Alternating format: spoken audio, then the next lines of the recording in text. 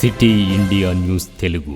మన దేశంలో బాలికా విద్యకి బీజాలు వేసిన మహనీయురాలు శ్రీమతి సావిత్రిబాయి ఫూలే గారి జన్మదినోత్సవం సందర్భంగా ఈరోజు మన మహబూబ్ నగర్లో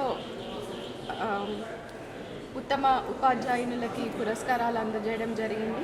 ప్రతి మండలం నుంచి ఒక ఉపాధ్యాయుని సెలెక్ట్ చేసి ఈరోజు ఇక్కడికి ఆహ్వానించడం జరిగింది.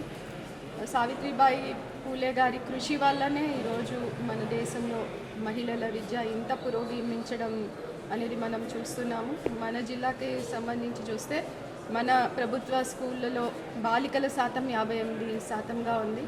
అదేవిధంగా ఉపాధ్యాయునిలో కూడా మహిళలే అధికంగా ఉన్నారు. 52% మంది మహిళలు ఉపాధ్యాయునులుగా మన జిల్లాలో పనిచేస్తున్నారు. వీరందరి కృషిని గుర్తిస్తూ ఈరోజు వారికి పురస్కారాలు ప్రదానం చేయడం జరిగింది.